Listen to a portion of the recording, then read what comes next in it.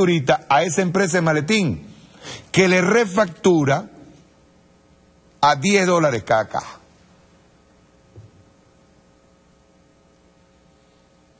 Ese ladrón, porque es un ladrón, y estoy hablando de la medicina, así como yo hablo que el señor Lorenzo Mendoza es ladrón por lo de los alimentos. Y ya voy a explicar por qué. Yo no estoy diciendo ningún exabrupto aquí, si quieres me demanda, pero realmente eres un ladrón. Si no te recuerdo lo del arroz saborizado. Esto es bueno recordarlo. Por eso es que, coño, mira, nosotros tenemos que comenzar a ver lo de las estructuras de precios. Tiene que hacerse lo de las estructuras de precios. Nosotros tenemos que regresar a lo de las estructuras de precios. Yo sé por qué lo digo. Bueno, ese ladrón refactura a $10 y le está robando $9 al Estado cuando viene y declara con la factura de esa empresa de maletín que está en Suiza, que es un paraíso fiscal, y le trae esa factura al Estado y dice que lo compró a $10. Está robándole $9 pues por cada uno. Que esos $9 son los que van a ir al mercado negro de Dollar Today. En consecuencia, la guerra económica se plantea reventarnos a nosotros con una hiperinflación. ¿Sí o no, Lorenzo? Por ejemplo, yo recuerdo esa batalla con lo del arroz saborizado. Fíjense bien lo ladrón que era. Lo ladrón, porque era un ladrón, que agarraba, ni siquiera por cada kilo de arroz, creo que era por cada tonelada de arroz, creo que gastaban 10.000 bolívares para la época, en saborizante. Para que ustedes vean, arroz blanco, lo desaparecieron del mercado. Es que la guerra no ha sido nada más contra Nicolás, lo que pasa es que aquí arreciaron, y arreciaron de tal manera que de verdad, el señor Lorenzo Mendoza piensa que si cierra la cervecita, Maduro está tumbado. Así igualito como lo dijo Chávez. Coño, estás equivocado. Y te lo demostramos en el paro petrolero y te lo demostramos varias veces. Estás equivocado. Tú podrás hacer marketing, podrás tirarte tus encuestas por allá por el Country Club o por el este de Caracas. Y por las zonas pudientes en Maracay, por las zonas pudientes en Valencia, por donde usted le la gana. Pero camarada, usted está equivocado con este pueblo. Entonces, ¿qué hacen? Le llegan aquí, entonces le dicen, Asunde. Coño, vale, que eso le salió en $10 cada cajita. Y ese es el justificativo. Por eso me alegra enormemente, y ahora todo aquel que anda criticando por ahí, ¿verdad?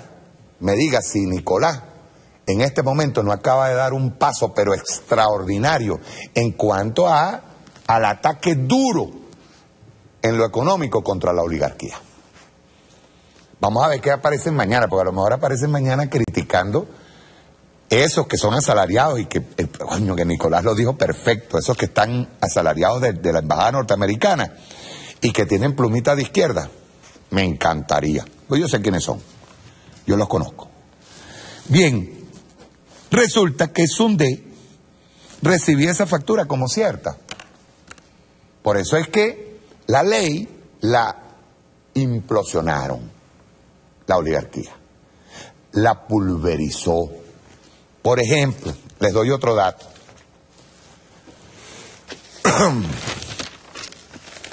Y ya les voy a hablar de la estructura de costos, que esas son a las que tenemos que ir. Deberíamos ir, pues. ¿Qué pasa? Al importador le dicen que su precio es costo de la producción más el 30%, más, fíjense ustedes, todavía el gobierno revolucionario, para incentivar la producción, no solamente del que estaba, al que se le estaba pagando para que trajera alimentos del exterior, sino al que producía aquí, le dijo, costo más 30 más el 12,5%. Eso es lo que dice la ley. Ahí está. Esto viene a ser el productor. Esto es bueno que el pueblo lo sepa, para que sepa que cuando yo veo un carajo de estos llorando, lo que me provoca es meterlo preso. Si estuviera en mi poder, pues.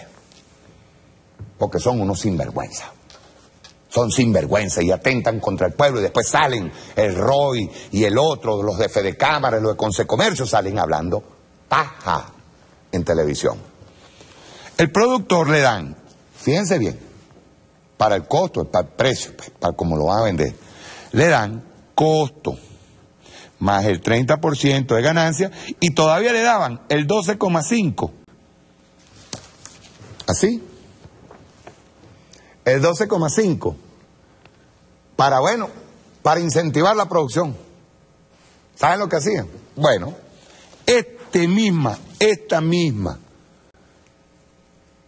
misma ecuación la aplicaban el intermediario, o lo que llaman la cadena de distribución, ¿verdad?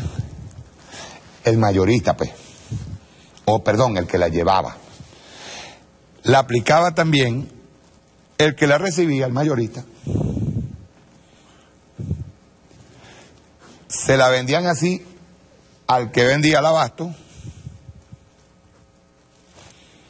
Y al final, ¿saben cuánto era el costo? Saquen la cuenta, pues. Saquen la cuenta. Si esto viene desde aquí, pasa para acá. Aquí se aplica la misma ecuación, y aquí se aplica la misma ecuación, y aquí se aplica la misma ecuación. ¿Cuánto ustedes creen que dan? Vamos a suponer que el 12,5 solamente lo saque el productor. Vamos a suponerlo, ¿verdad? Pero aquí serían 30, aquí serían 30, y aquí serían 30. 1, 2, 3, 4. Cuando llegaba al consumidor, el producto tenía el 120% de incremento.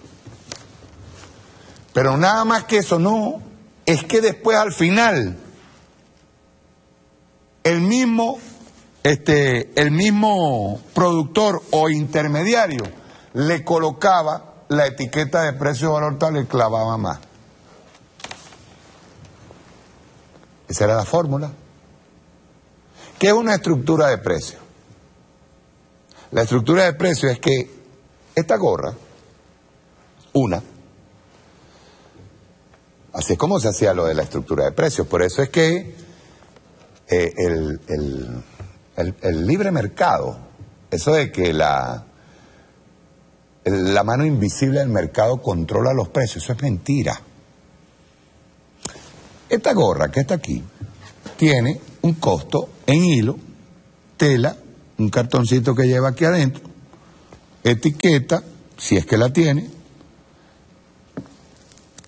el cierre mágico, y ustedes agarran, suman eso, más esto, más el bordado, más esto, más las estrellitas, más todo, más esto, le suma el costo pero ojo, los costos primarios, le suman exactamente lo que vale esta gorra. Es decir, que el que produjo esta gorra, solamente, según esto, según lo que había en Sundec, que lo implosionaron, lo pulverizaron, él tendría que nada más, después de sumado esos costos, sumarle el 30%. Esa es más o menos la estructura de costos. Quizá Haussmann, en este momento, y los banqueros, y los importadores me digan a mí, no vale. Es que eso no es así. Por ejemplo, supongan ustedes que yo tengo una empresa que va a buscar comida y alimento al campo, y tengo un vehículo. Para poder sacar yo el precio como intermediario o como cadena de distribución, yo tengo es que ver los gastos de caucho, eso tiene una fórmula, los gastos de caucho, el desgaste del motor, desgaste de la carrocería, el gasto de combustible, más la ruta, el tiempo de viaje, Todo eso más el pago del salario. Ah, otra cosa que se le agrega al señor que hace la gorra, es decir, salarios, prestaciones, todo eso da un costo. El gobierno revolucionario, a esos carajos les decía que el costo en donde está metido, en el costo nada más, está metido todo lo que ellos gastan, incluyendo hasta las prestaciones del obrero que utilizan, al que le compran su fuerza de trabajo, al que le pagan el salario, todo. Es más, hasta meten en ese costo lo que deben y por obligación están obligados a pagar en seguro social, en ley política habitacional, en todo. ¿Ustedes creen de verdad que un empresario se chupa el dedo? ¿O está pensando en el país? ¿Está pensando en lo bello y hermoso que es el país? Como dice Lorenzo Mendoza, que cada vez que él va a hablar se me parece a aquellas películas que pasaban antes en el cine, antes de que comenzara la película, de en cada región tiene su nombre, pero en todas la cerveza se llama Polar. Yo me acuerdo el eslogan. Entonces te lo ponían todo muy bonito. Como el altruismo de los Mendoza llevaban el turismo a toda Venezuela. Cómo te sacaban una producción. Mire, manito, léanse un libro que se llama Los Aros de McDonald's, para que ustedes vean cómo se gasta más en publicidad para comer comida chatarra. Por cierto, que por ahí dicen que McDonald's va a desaparecer para los adictos a McDonald's. Para que ustedes vean cómo te estudiaban al individuo, cómo te estudian a la persona. Mendoza es un experto, en lo único que es experto él, en engañar. Que diga Mendoza si es verdad que él está importando, y se lo digo a los adictos a la cervecita Polar, si es verdad que Mendoza está importando el lúpulo de Harleston. Diga, ¿y para quién es la cerveza que hace con lúpulo de Harleston? Pregúntese. Yo les puedo asegurar que para venderla en Venezuela no. Para el cervecero de aquí, al que le encanta la cervecita Polar, no. Para eso se la amargan con yuca. Y les meten la yuca. Pero el lúpulo de Harleston, la que hacen y añejan con lúpulo de Harleston, se va para Miami. Porque se paga en dólares. Y porque allá en Miami no le van a aceptar la que hace con yuca. Es un sinvergüenza. Es un vagabundo. Por eso todas las medidas que está implementando. Y yo diría que falta una. Pero no la voy a decir yo. Falta una. Para que respete. Falta una sola medida. Y esa es para que respete. Porque este pueblo ya se cansó, se cansó de cómo engañan, cómo lloran, cómo un Chuo Torrealba. Mire, yo le voy a decir una cosa. Dan asco. Me disculpan, pero tengo que decirlo. Dan asco. Da asco la Mesa de la Unidad Democrática. No ha emitido ni una sílaba de lo que era la conversación entre Mendoza y Hausman. Y el único que abrió la boca para decir una barrabasada fue Chuo Torrealba. Fue el único. Y en nombre de la Mesa de Unidad, y la Mesa de Unidad toda se queda calladito. ¿Sabes por qué se quedan calladitos? Porque son asalariados de los grupos empresariales, de los grupos de poder económico. Entre ellos, el señor Mendoza, principal golpista y conspirador de esta patria. Que dicho sea de paso, ya se está averiguando qué es lo que hizo y qué es lo que trae de cola. Porque hay otra cosa que hay que decirle al pueblo venezolano. ¿Ustedes de verdad creen que esos 40 mil millones de dólares o 50 mil millones de dólares que están pidiendo al Fondo Monetario Internacional, de verdad ustedes creen que viene para Venezuela en buena ley, pues para ayudar a los pequeños empresarios, para ayudar a la gente, para seguir con las misiones, para seguir montando barrio adentro, seguir pagando la salud gratuita o la educación gratuita. ¿De verdad ustedes creen que eso va a ser así? ¿De verdad ustedes lo creen? Esto es bueno que nosotros lo sepamos. Hay mucha gente, porque esa es otra cosa, y con eso quería empezar, mucha gente que se identifica con ese tipo de discursos, sobre todo lo de la clase media. Hay mucha gente que se identifica con ese tipo de discursos. ¡Épale, pana, los afectos! Los afectos, tú y yo tenemos los afectos de todo el tiempo. Hay un artículo que salió en Misión Verdad que yo lo quiero leer completito, íntegro, incluso hacer un análisis a partir de ese artículo. El artículo es del camarada José Roberto Duque. No sé si ustedes se acuerdan de Matías Jáuregui, muerde y no afloja. El artículo se llama Los incurables. Quiero leerlo detenidamente porque está extraordinario y es un llamado a la reflexión, ¿oyeron? Hay mucha gente que me ha pedido, por favor, que repita lo que dijo el filósofo Hisman creo que se llama, argentino, sobre la clase media. Es más, está en el último video de los que yo traje. Y hay mucha gente que me pidió repetirlo. ¿Lo tendrán ahí listo? Pregúntale a ver. Y leo luego de eso, leo el artículo. Porque tenemos que hacer una grandísima movilización popular. Ya les voy a explicar por qué. ¿Lo tenemos listo? Quiero ponerlo, sobre todo ahorita, en que tenemos que abrir los ojos. Hausmann y el señor Mendoza no están jugando metra. No están jugando metra, ellos están jugando a entregar el país, a entregarlo. ¿Lo tenemos? Rueda. ¡Prepárense!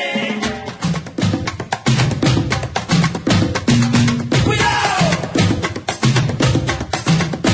¡Cuidado! ¡Cuidado! Hay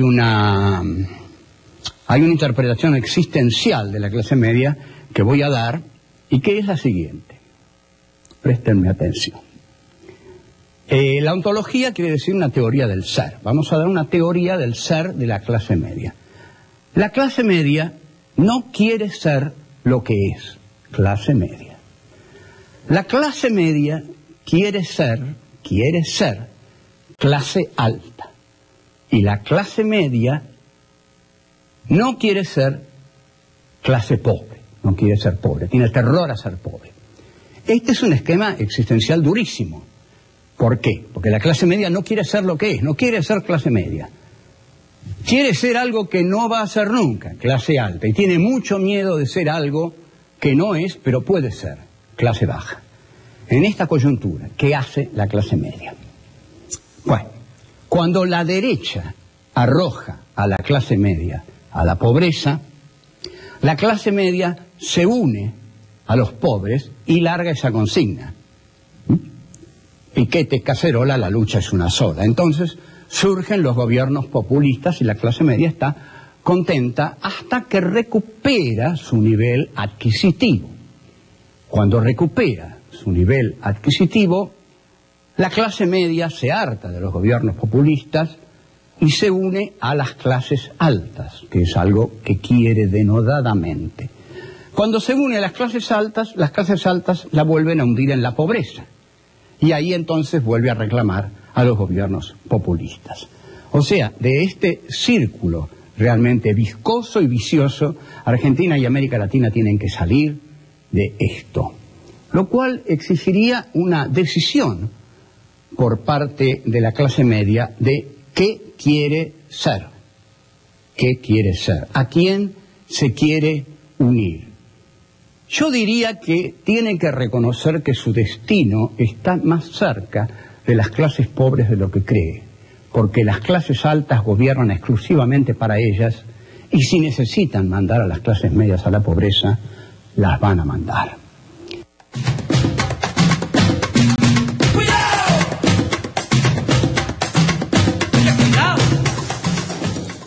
Fíjense, vean, se los pongo de esta manera. A los ricos utilizan a esa clase media y le llegan con mensajitos lindos. Marketing, pues, le llaman, publicidad. Y la van embadurnando de basura. Y la embadurnan de tal manera que no llegas a ver lo que está pasando al lado tuyo. Y le estoy hablando en este momento a toda Venezuela, a todo el pueblo. Hay que estar bien alerta. Vean esto. Primero, tenemos que tener respeto por el proceso. Respeto. Respeto sobre todo por el pueblo. Hay mucha gente que piensa que la revolución no es un librito. No. La revolución tiene sus circunstancias, tiene sus tiempos. Vean esto. Se llama los incurables. Usted tiene derecho a detestarnos a los chavistas y al chavismo y a expresarlo públicamente. Tiene derecho a hablar mal del gobierno, a decir lo que piensa de las cosas que se están haciendo mal y a promover a los sujetos que, según usted, lo harían mejor si llegaran a estar al frente del gobierno. Pero hay circunstancias en que su opinión deja de ser ese simple y legítimo ejercicio de libertad para echar el discurso que le dé la gana y pasa a reflejar cosas graves de sus adentros. El síntoma principal de esa cosa horrenda que lo carcome es la negativa a admitir que tenemos un país estremecido pero funcionando, un proyecto bombardeado pero en marcha y un gobierno en funciones que es más fácil y preferible perfeccionar antes que derrocarlo, en caso de que usted sea esa clase de chavistas que se arrepintieron de serlo o no comprendieron de qué se trataba. Darle la espalda a ver si el fascismo le hace la segunda de destruirlo por usted. Maduro hoy lo dijo y estoy totalmente de acuerdo con él. El librito. Y el librito muchas veces pagado por el norte. He visto y oído, antes de seguir yo quiero decir algo. Yo recuerdo una frase de mi comandante Fidel, que dijo una vez, pegar el oído de la tierra o del suelo y escuchar el rumor del pueblo. Hay que escucharlo. He visto y oído a varias docenas de esos pacientes en acción, personas a quien les están regalando una casa y al día siguiente salen dispuestas a conspirar contra el gobierno que se las acaba de regalar. Pero los casos más estremecedores, por incomprensibles o insólitos, los desmenucé y los palpé desde adentro hace 3 años por allá por La Habana. En ese momento, 2012, andaba por los hospitales habaneros buscando historias con que alimentar el libro Historias Sobrevivientes, un compendio de relatos rotundos, insólitos, más parecidos a novelas que a casos clínicos y sociales padecidos por gente nuestra, gente venezolana sencilla, muy pobre la mayoría. Allá en la pradera me topé con este tipo de historias. El niño de 4 años cuyo rancho se incendió mientras él estaba dentro con su primo epiléptico. El chamo intentó salvar al primo, pero no pudo lograrlo. Quedó con 90% de su cuerpo quemado y allá estaba en Cuba, recobrando algo de su aspecto físico a punta de operaciones. El soldador submarino de buques a quien una vez le ordenaron soldar una pieza en un mástil y cayó desde una altura de 5 metros, ensartado en una viga de hierro que le entró por la espalda y le salió por el abdomen. Lo vi en Cuba, recuperándose y esperando por una intervención que le hacía falta. Una intervención gratis. En Venezuela, las clínicas privadas lo remendaron hasta sacarle el último centavo que tenía. Y cuando ya no pudo pagar más, lo mandaron a podrirse a la calle. Allá me encontré con el agricultor de Acarigua, a quien un rival le disparó con una escopeta en la cara. Los médicos cubanos han logrado hacerle recuperar el aspecto humano a su rostro. Y en general me topé con relatos y vidas que tenían un denominador común. El capitalismo los lesionó o destruyó de alguna manera y les cobró por tratar de curarlos. Llegaron a Cuba con apenas una esperanza y unos gramos de dignidad, y allá salvaron sus vidas o estaban en proceso de salvarlas, sin que tuvieran que pagar un solo centavo de nada por curarse, operarse, alojarse y comer 3 veces al día y hasta 4. Fidel y Chávez firmaron en el año 2000 el convenio que todavía hoy sigue salvando y dignificando vidas. Y eso que no le hemos hablado de Misión Milagro y todo eso. En ese escenario, lleno de gente que antes de viajar a la isla parecía derrotada, pero que poco a poco estaba saliendo del abismo gracias a 2 revoluciones, me encontré con la más allá expresión de la enfermedad incurable, que es la ceguera por odio, por ignorancia o por puritas ganas de joder. Gente que, por ejemplo, estaba viendo la televisión. Imagínense esto, vean ustedes, imagínense esto. Gente que está, coño, pues esto hay que explicarlo gráficamente, ¿ves? Gráficamente, visual. Que tú veas una persona que la mandan a Cuba a salvarse, que no paga medio por la operación, que no paga medio por la estadía, que no paga medio por la comida que está comiéndose allá, que no paga medio por el tratamiento que le hacen, y cuando ponían a los presidentes decía, ahí va el loco de mierda ese a hablar. ¿Qué tal? Eso pasó en Cuba. Y le voy a decir una cosa, no solamente lo vio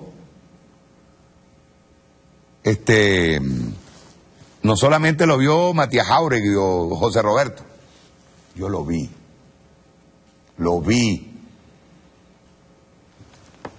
Yo vi cómo hablaban. Fíjense bien, usted puede salvarse de morir de cáncer, aplasia medular o de una viga que le atraviesa el cuerpo. Pero de esa enfermedad terrible que lo empuja a no querer, poder ni saber admitir que hay indicios, evidencias, señales de que hay un gobierno que funciona, una prueba de ello es que está salvándole la vida a usted y a su hijo. ¿Ven?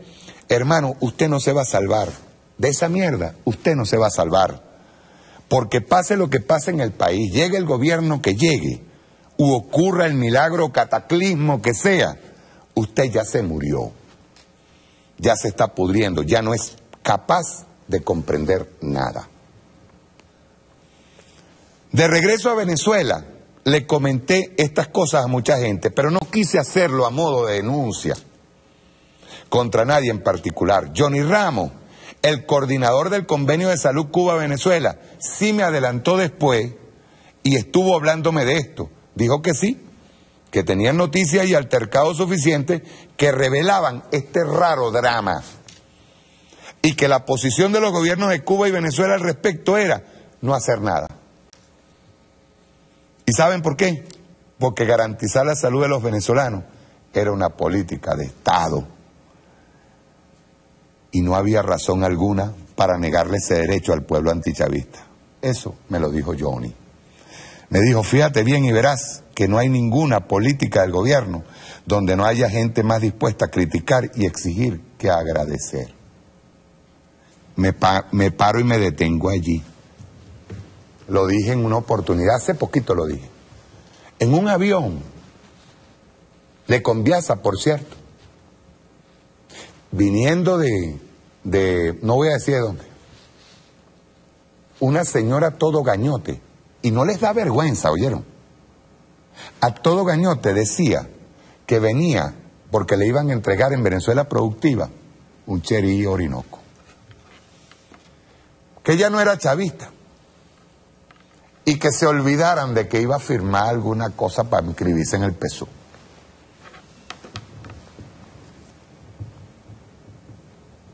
Yo le hago una pregunta a esa señora ahorita. A mí no me importa si usted no es del PSUV. Igualito, usted se merece ese carro.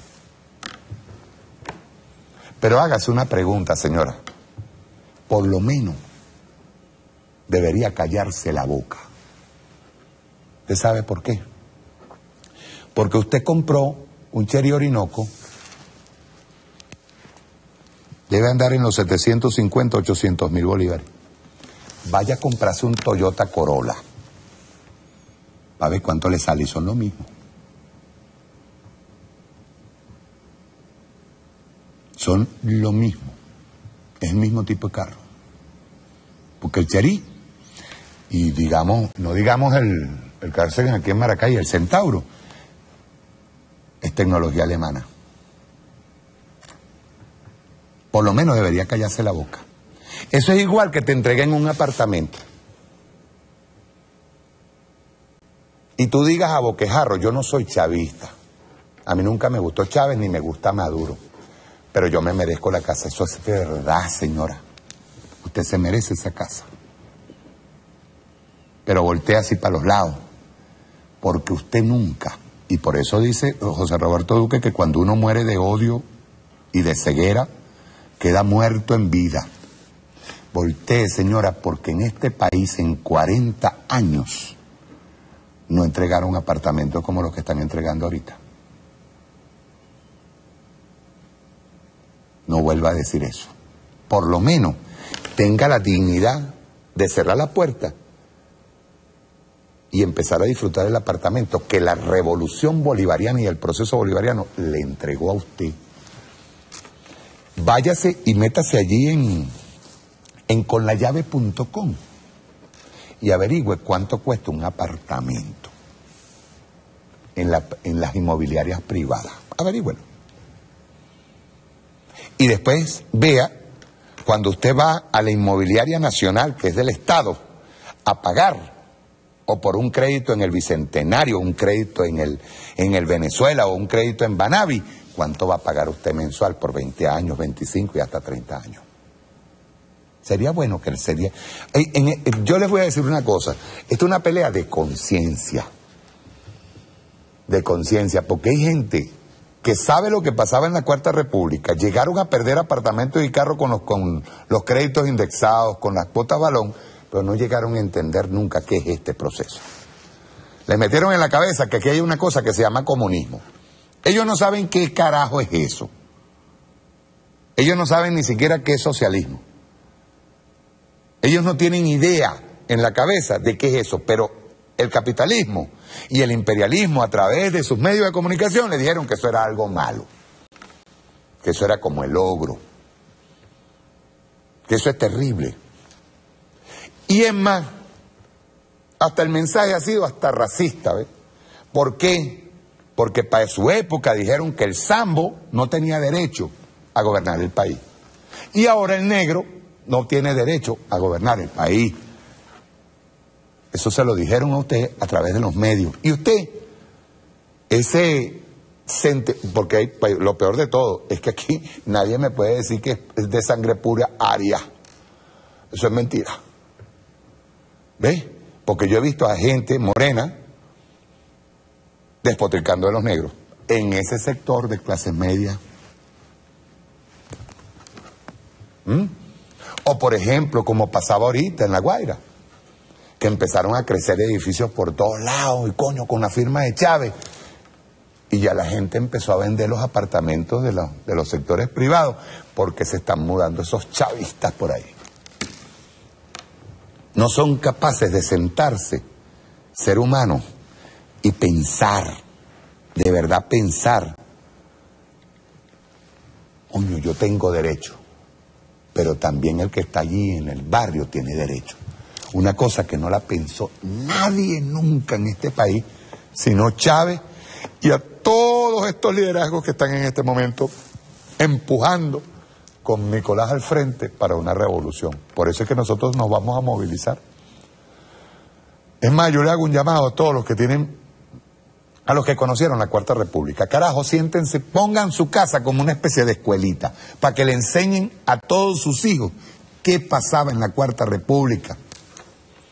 Porque ahorita, cuando se llega a más de 100.000 más de pensionados, a mí me da risa, pues yo recuerdo que en la Cuarta ser pensionado era tener un sueldito de 4.000 bolívares, o tener una pensioncita de 4.000 bolos, y creo que eran poquitos los que le llegaba, y mientras el salario estaba por 75.000. Ni para la medicina le servía. Hoy, nuestros viejos, tan dignificados. Así que todo aquel, por eso es que yo me identifiqué tanto con este artículo. Y sigo, desde aquel tiempo en que andábamos ejercitando las definiciones primordiales para desenvolvernos en esto que llaman revolución bolivariana, lo hemos tenido claro. Primero, gobierno bolivariano, proceso y revolución son tres cosas distintas.